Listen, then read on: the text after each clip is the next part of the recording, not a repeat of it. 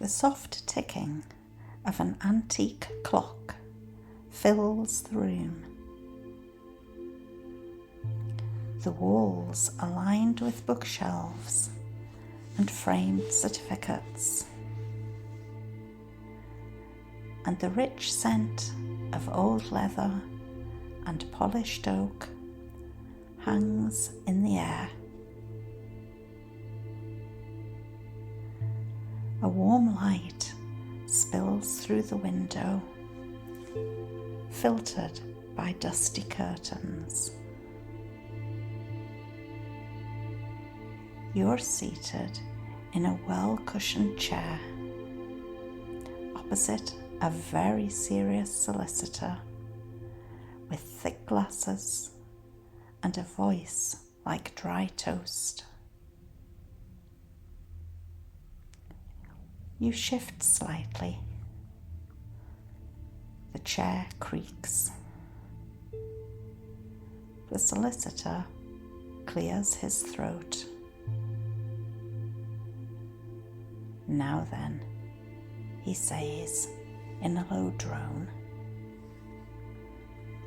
"Thank you for coming. We're here to discuss the matter of your late father's estate." You nod, offering a polite smile, though inwardly you're just hoping this will be over quickly. You never liked lawyers' offices.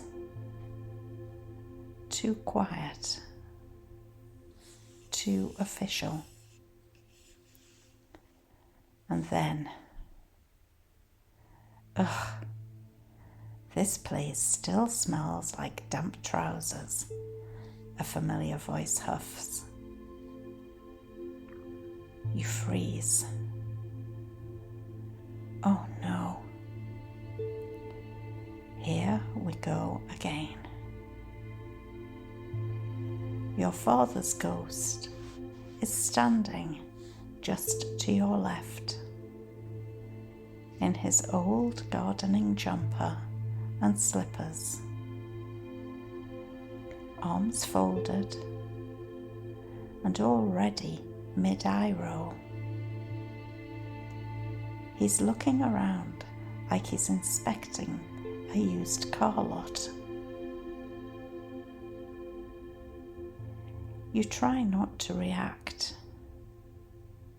Try to maintain some dignity. But he's not subtle. He never was.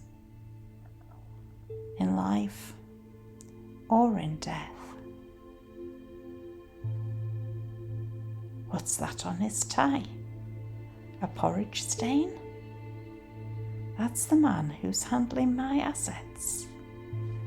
We're doomed. The solicitor continues, oblivious. As executor of the estate, I must now read a few stipulations. Your ghost dad leans in. Did he say executor? More like executioner of my patience.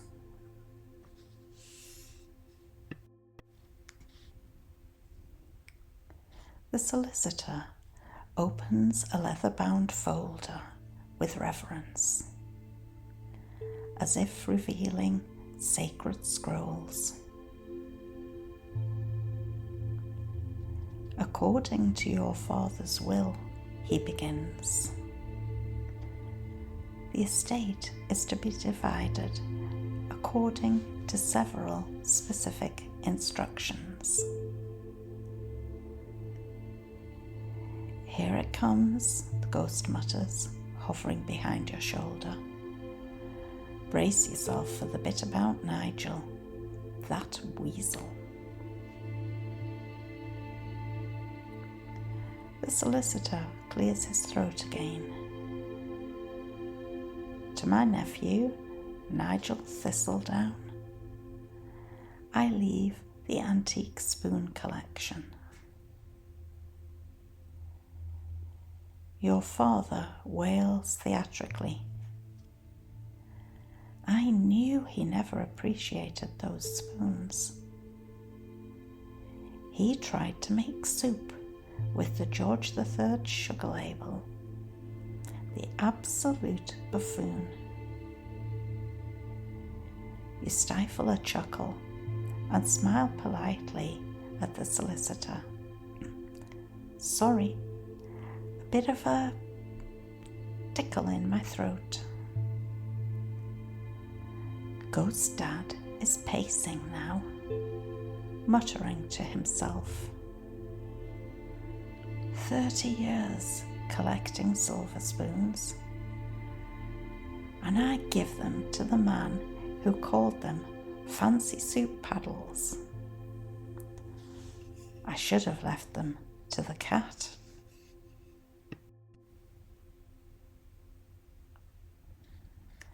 The solicitor continues, unaware. To my friend and neighbour, Mr. Percival Featherstone, I leave my stamp collection. Ghost Dad makes a sound like a deflating bagpipe. That man used my hedge as a urinal at the Christmas party in '92, and now he gets the penny black? Unbelievable. You suppress a snort. To my beloved child, the solicitor says, pausing for effect, I leave the cottage, the garden, and all its contents. You blink. Wait. What? Ghost Dad beams beside you. There we are. I knew you'd show up. Knew you'd sit through all this drivel. You always did have a strong stomach.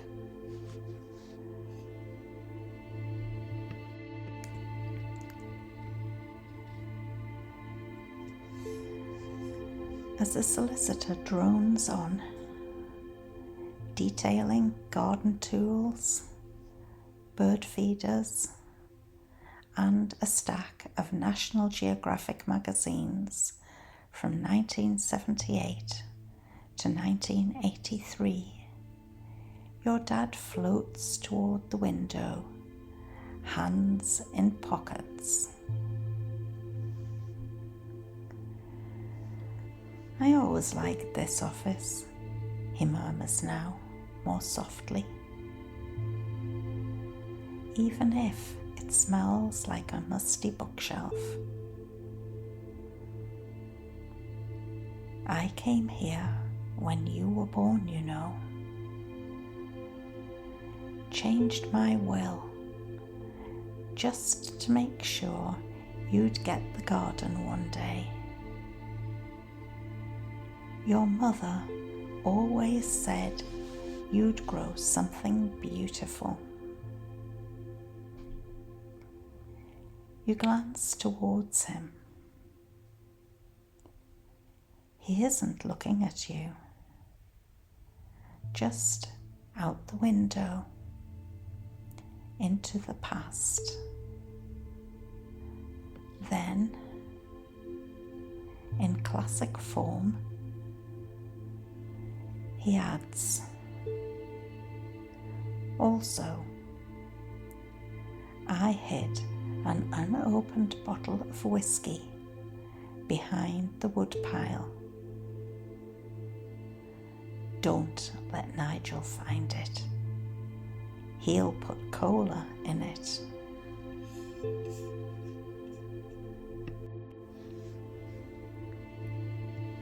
Well, the solicitor says, folding his papers, that concludes the reading. We will be in touch regarding the formal transfer. You stand, shaking his hand.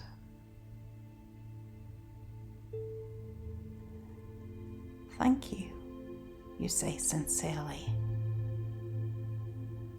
And you mean it. Not for the spoons or the stamps, but for the odd, comforting presence that's hovered nearby since the moment you walked in. As you step outside into the cool afternoon sun, your ghostly father floats along beside you. Pub? He asks. You chuckle. You're a ghost. You can't drink. He shrugs. But you can. And I can judge your choices. Seems fair.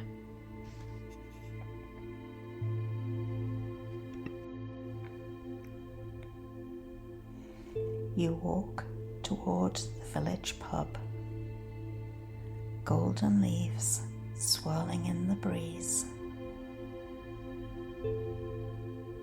The air smells like distant fireplaces and crisp autumn apples.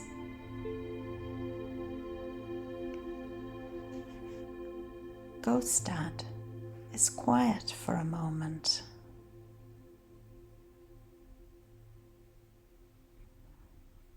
Then, you know, he says gently, just because I'm gone doesn't mean you're alone. I'll be popping in now and again, especially when you're trying to impress someone or parallel park. You smile. I wouldn't expect anything less.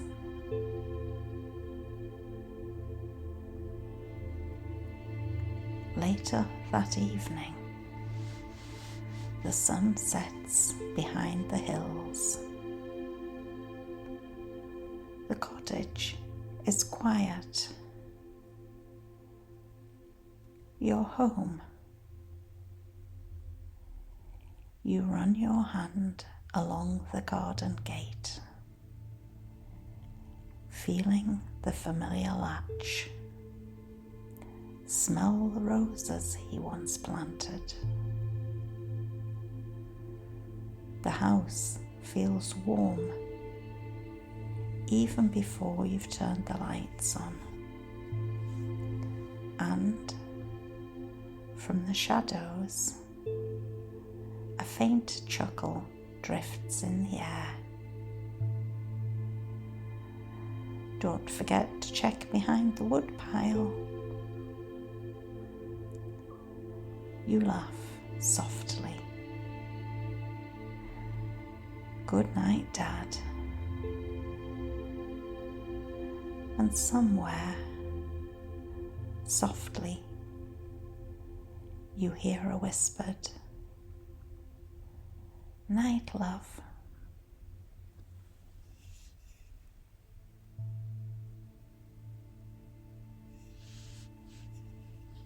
You've been listening to the Inheritance interview. A sleepy, ghostly tale to help you drift off with a smile. Until next time, sleep well.